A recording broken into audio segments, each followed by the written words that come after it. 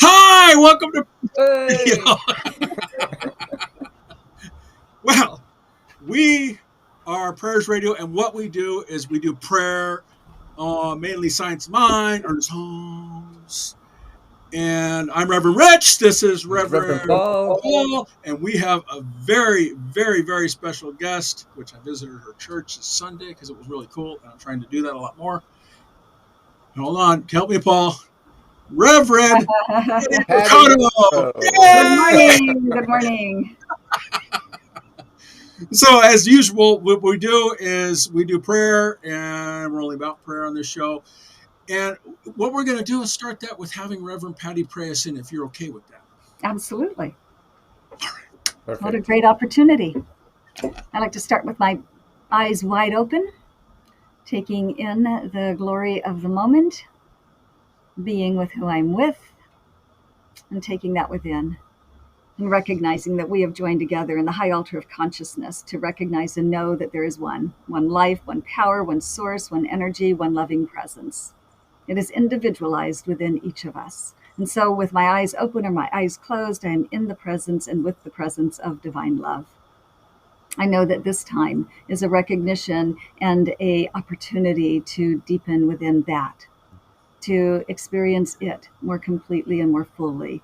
I know that we do so by means of this fabulous conversation, this time together, and that in it we experience and express that divinity of God.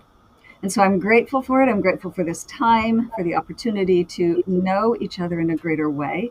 And I release this word to the action, the activity of divine love, knowing that it is already fulfilled. I let go. I invite you to know it with me. And so it And is. so it And is. so it is. Wow, that was Perfect. powerful. Well, Reverend Pattie, may I call you Reverend Pattie or Reverend Mercado? What works for you? Oh, I love it so much. Reverend Pattie. Pattie is fine. My full name is Patricia Louise Elizabeth Griffin Mercado. Call me Pattie. Pattie it is. Well, she's been with, how long have you been with, she's with the Huntington Beach Church. So hbcsl.org is the site. And the church has been around about 60 years. Mhm. And she is a minister. Ooh, is aliens? What was that? Yes, God. No. God's calling. It's funny, folks. On our pre-conversation, we were talking about. Well, you need to turn off your cell phone. She says, "Well, I don't know how to turn off this phone on my desk," and we're like laughing about it, going, "Oh, okay." So we're knowing God's not going to do it. God's got it covered. God did have it covered. That was our wake up moment. And this is Prayers Radio Conversation, folks. This is live, and we have fun. So you've been with the church. You know, the church has been around 60 years. How long have you been with that church? Let's see, 2019, February of 2019. So y'all can do the math. That's a lot of. Um, I'm not thinking this morning. I haven't finished my coffee yet. But you've been a reverend for a long time, and you're very good at it. Your family's been in it. Why don't you tell us a little bit about yourself and your journey on this thing for being prayer stuff? well, um, I'll go back to the beginning. I was raised in Catholicism, and I had great parents that allowed me to not become too attached. So we had a faith, and it was a good tradition.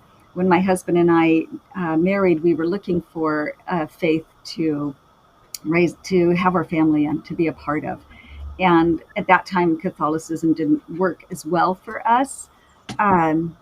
For various reasons. And so we were exploring, and someone invited us to the Huntington Beach Church of Religious Science.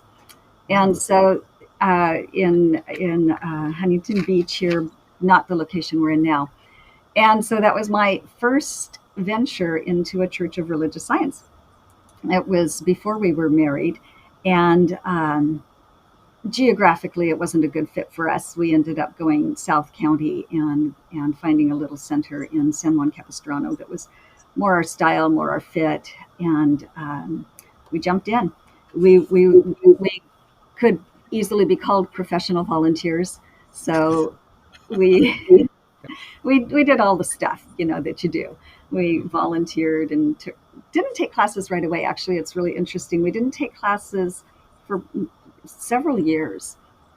Um, we were doing other things in life and other programs. And so eventually we started taking classes, and my husband and I took first year together, second year together, third year, which is what we called our practitioner training, Prac 1 and Prac 2. And then several years later, we repeated it again. So I've had a great journey of sharing my spiritual path with my husband, which I love. It's a really important part of my connection with spirit and my ministry. That it's it's um, it's a beautiful and practical and relevant way that I'm living my ministry, and it's inclusive. They're not separate. I don't have my marriage and my ministry. I have one life. It includes both of these aspects. So uh, I was the youth minister at my previous center for uh, many years. I had a huge, I call it huge, uh, youth program. We did camps and programs and after school programs and mom's morning out programs and different things. And ministry just evolved out of my work. And so it became um, important to me to actually follow that path of ministerial training and take that direct path, which I did in, gosh, I think it was 2009, and then we graduated in 2011, uh, and it just has had a path of its own. So I see your hook, and yeah, it's been great. So, So, long story short, you're absolute fabulous minister. I saw her speak on Sunday. For those of you that are, I'm trying to visit churches that we're having on the show, and you're no exception because you were absolutely fabulous. Your sermons and everybody in there was just warm and loving. And every church that I've ever visited, I found that. How about you, Paul? What do you think? Every church you've seen, is it just a loving environment that you've been to? Oh, every church is so different, but yet we still hold the same presence of that one. Absolutely. So let's go ahead and get into the questions so that we stay on topic on this thing, because I want to hear more about you. But Yeah, we seriously. got the plug at the end where you can just give us the whole gamut of everything. So, Reverend Pattie, can you share with us any tangible results that you've gotten from prayer, from affirmative prayer? well, I'm here. All right.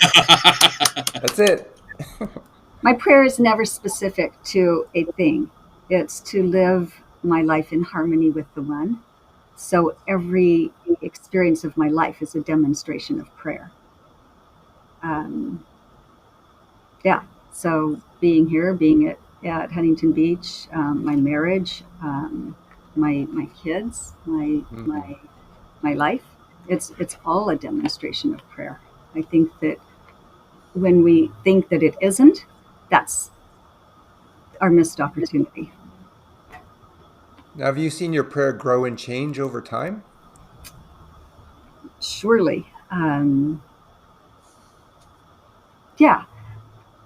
So I was raised Catholic, and so I learned prayers as a child that um, I didn't have much meaning attached to. They were comforting. Um, and then I learned this idea of spontaneous prayer, and that was different. It was inviting to me to think that I could connect with this presence and commune with it. And and then over time my prayers went back to those beautiful rich prayers that I learned, and I will memorize a prayer now. Um, so yeah, it definitely changes over time. Mm. What is a spontaneous prayer in your mind? I've not familiar with that. I know that we pray continuously, as Christ says, and in Science of Mind, we're constantly in prayer, or we shotgun a prayer, as Paul and I talked about before. Well, spontaneous prayer is really just that it's not memorized. That it's we teach in the Science of Mind the spiritual mind treatment, affirmative prayer, and as we learn it and as we teach it, there's these stages, these ideas of recognition and unification. But the idea is to put it in your own words. So spontaneous is in the moment. How do those words come up with me in the moment? What does that look like to recognize that there's one power, that there's one source, that there's one infinite creative intelligence, that there's one mind? If it's everything, then it has to include me. And if it includes me, then how is it expressing in me and as me? So that's what I mean by spontaneous. Awesome. Yeah, So go ahead. Go ahead, Paul, please. I was going to say, Ernest Holmes always says, when he's directing you a prayer audibly, he says, say words similar to these. He's not telling you to say the words, but to resonate those words within you and then bring your own words to it. That's what you're talking about, right? Yeah. Yeah, we did a whole show on dictionary definitions and how that affects prayer, because your dictionary may not be my dictionary, and my perception may not be your perception of a certain word or phrase. So that broad shotgun approach, or in the moment, will be internal going external for you. So that's always a good thing to think about. What triggers in your mind, in your life, when you're doing a prayer and you have doubt, what triggers you to just get over that doubt, to just say, push that away and then do a prayer? What triggers you to do a prayer in the moment?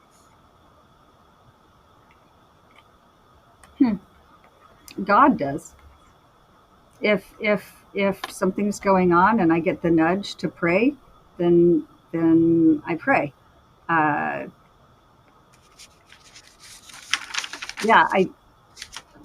not sure I'm getting what you're asking. All right, I'll reread it, because I hold on. Let me get the old man glasses on here. Hold on. What triggers a prayer in your life for you to do your practice? Like if you have doubt or something like that. Anything. I mean, anything can be an. I guess it's the word trigger. I don't use that. Yeah. What inspires? So we're just talking about the dictionary thing. What inspires me into prayer, or what leads me into prayer? Is that what you're asking? When you have a surprise in your life, what do you do in prayer? Do you just go down and do the 5-step, recognize, unify, or what? How does Pattie do that? How does Pattie see it? Like if you find out, my cousin has passed away, do you automatically go into prayer as a trigger mechanism, or do you do something different? Well, don't we all want to say yes to that? I mean, right? And we all want to say yes to that. Sometimes yes, sometimes no. Sometimes it's immediate, sometimes it isn't. I have a really solid practice, and if it's not in the moment, then it will be down the road. It will be when I get there. I mean, don't we all want to say that? Oh, yes. Whenever anything happens, I go to prayer. Of course, I'm that person. Yeah, we all want to be that person. Sometimes it happens, sometimes it doesn't. There you go. You pointed out perfectly that we're always in prayer, that we always stop for the moment and go, hold on, I don't like this. God's got this. So we release it into law. Go ahead. And for Reverend Pattie, growing up Catholic, because I grew up Catholic as well, our idea of God is so changed when we got into this philosophy. How has your idea and understanding of God changed through the Science of Mind? Yeah, well, because again, I had a unique Catholic experience, I believe. And in preparation actually for today, I thought about it.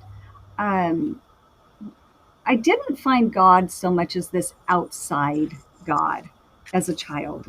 Probably I wasn't a good Catholic student because it didn't live that way for me.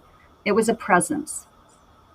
So I don't feel like I had a whole lot of icky stuff that I needed to get over. Mm, Um, More of a deepening, a greater understanding of what was meant by that presence mm, that the priests and the nuns and some people seemed to know so well. And so that's what changed for me is I became for myself aware of what that presence meant. And and I don't know that that would have happened if I had stayed in that same faith tradition. But by exploring other faiths and learning about myself and learning about what we teach in the science of mind, this philosophy, this way of living, that presence became real to me in a personal way. mm. Mm. That's really nice. So how do you start your day then, an average day, waking up? How do you incorporate this into it?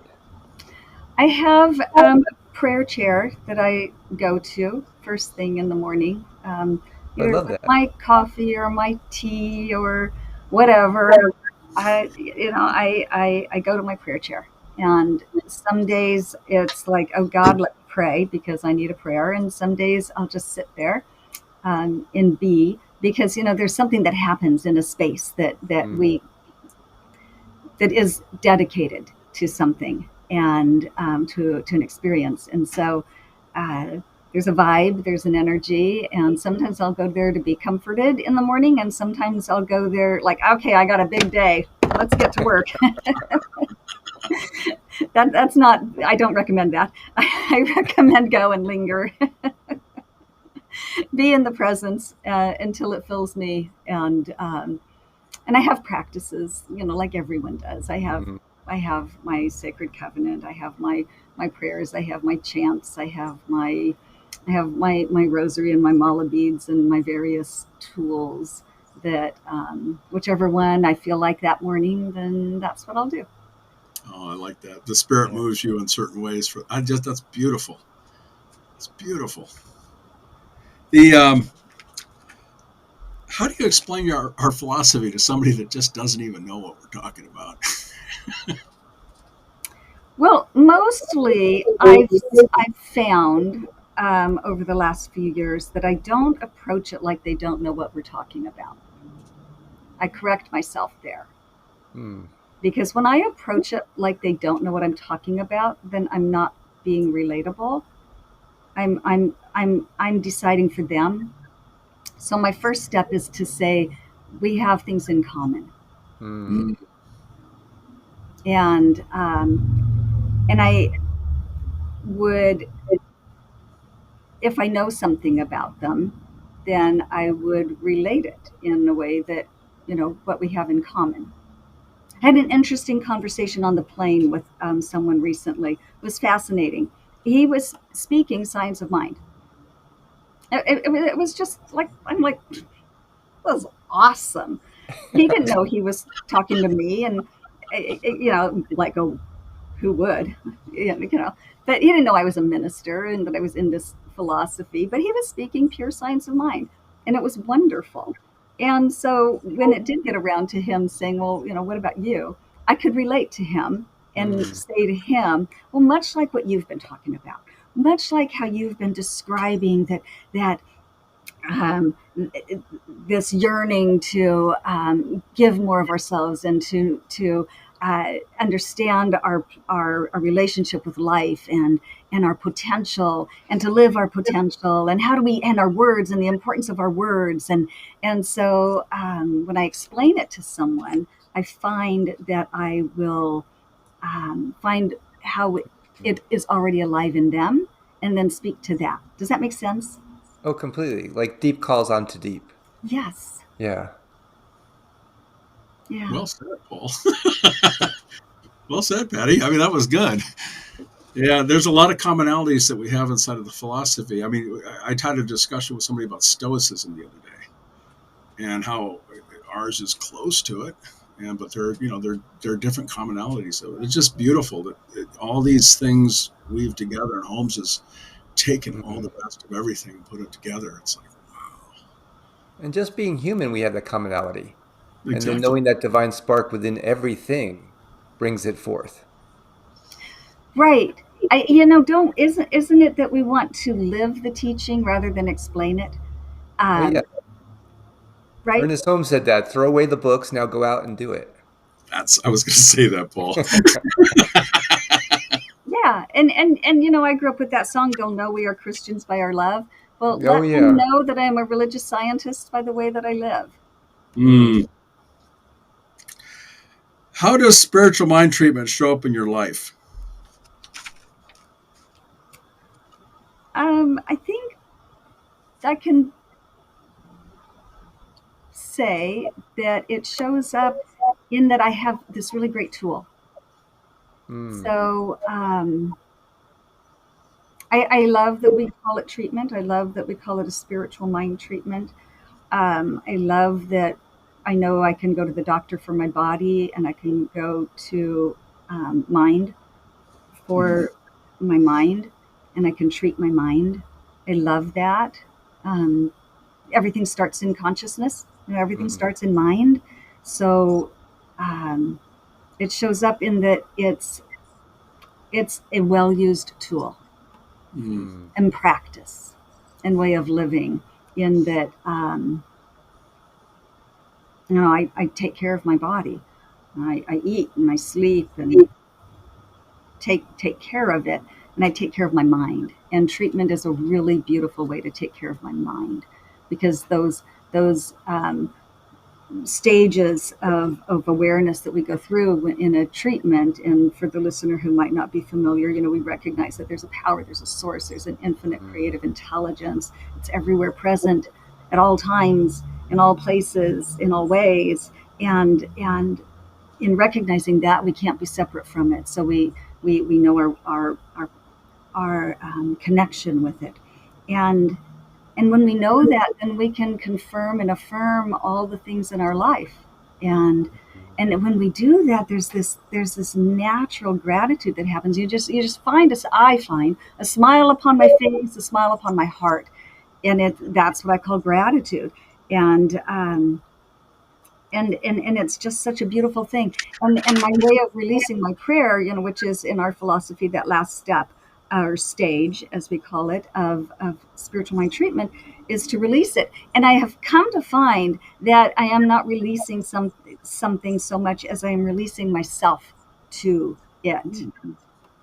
Ooh, can you talk more?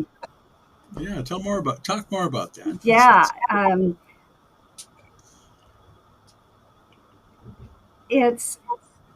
It's this experience of realizing that the only thing probably in my way is me.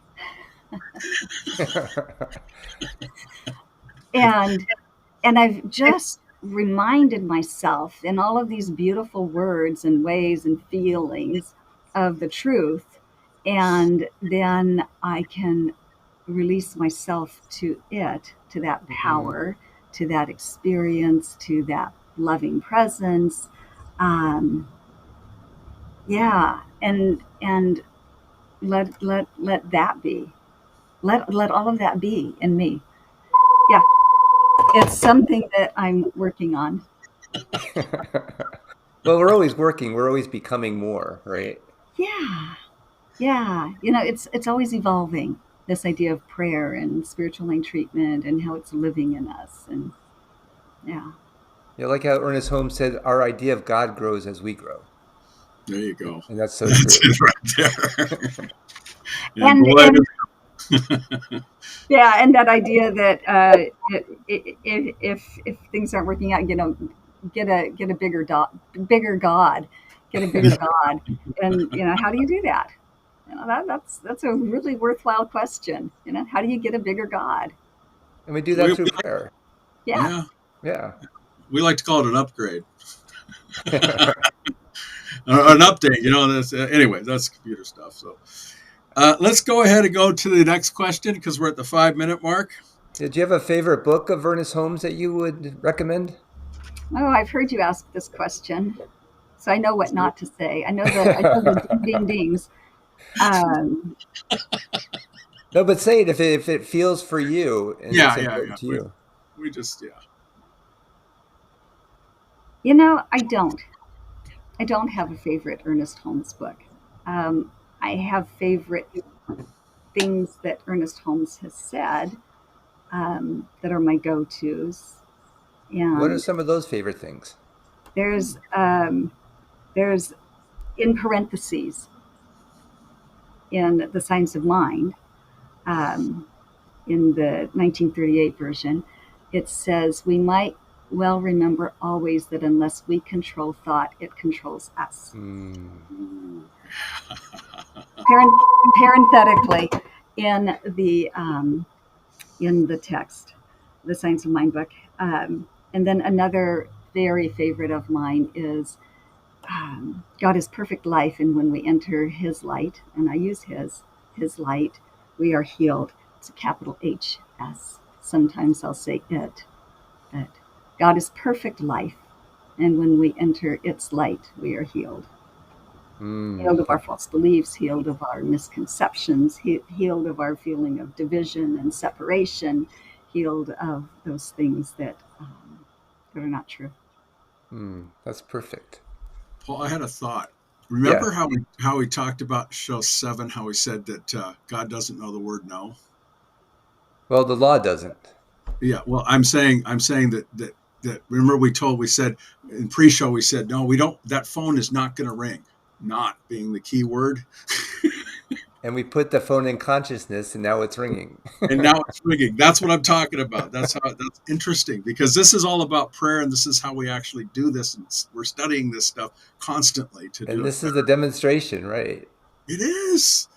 I think it's awesome. Well, you already answered the one on what your favorite quote is, but do you have another favorite quote?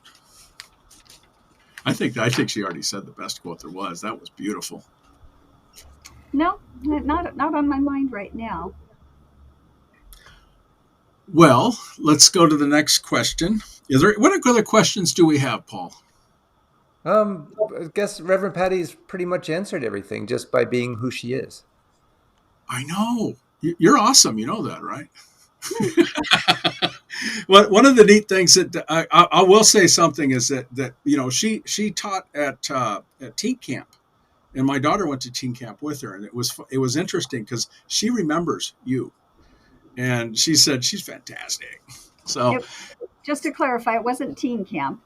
okay, Uh, it was middle school camp was it middle school? and middle school. And so many years ago in my youth ministry, I had a young family that wanted to do an overnight camp on Catalina Island. Mm. And I said, sure.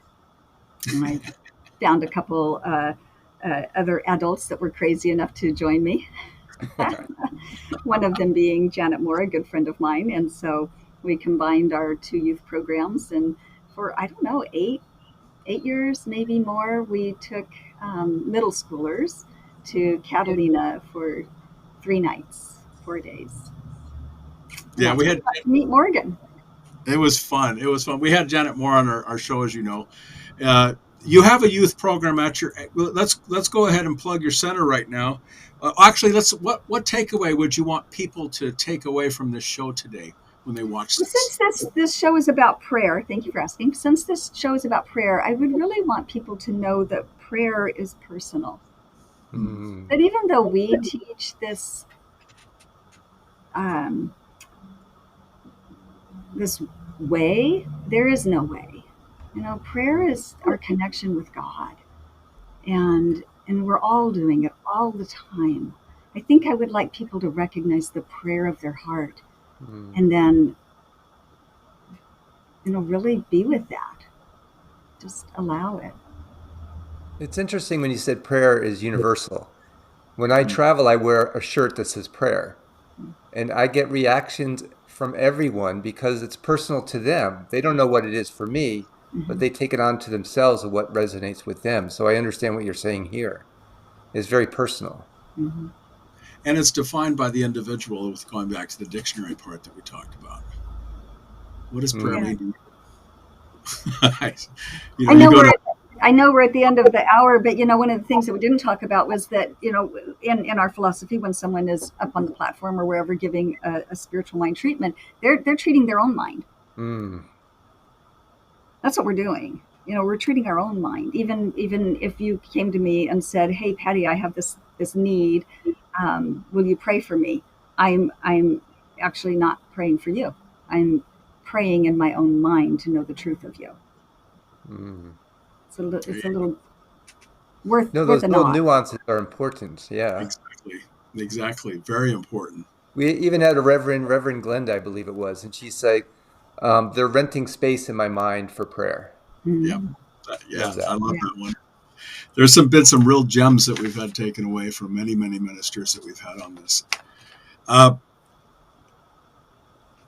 Tell us about your center. What is it that you want people to know about your center? I know you have a youth group, and I know that you have singers and band and all this other stuff. What do you want people to know about your center? It's hbcsl.org, and we're going to have the information in the show notes also for all of our listeners, which there are quite a few. Beautiful. Well, what I love about the center that I'm serving at currently is that Huntington Beach Center for Spiritual Living, Huntington Beach Church of Religious Science. It's been around a long time, and it's a place where someone can come and connect with spirit, connect with that whatever it is that's going on within them, and be able to express it and share it and deep know it in a greater way. Yeah. We're good. We're healthy. I love that we've been everything. We've been a church of 30 people. We've been a church of 5,000 people. And whatever it looks like, it's always been good. It's always been exactly what is needed and wanted at the time. A response to the individuals who are part of it. Yeah.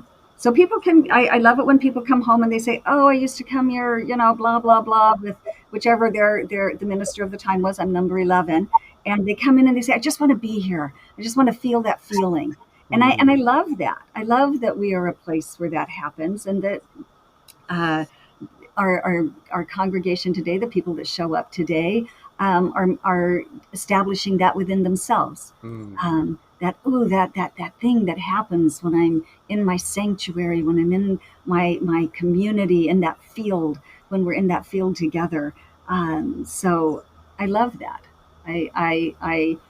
We have this great, big, beautiful building. My affirmation is our building is a God space. Let it be used for good. And that's inclusive of the church activities, the center activities, our tenants, and anything that's going on. That's perfect. So on their site, it would be in the show notes. Check out their classes, their types of things that they're offering. The practitioners there are wonderful. I know a couple of them. The reverends are awesome.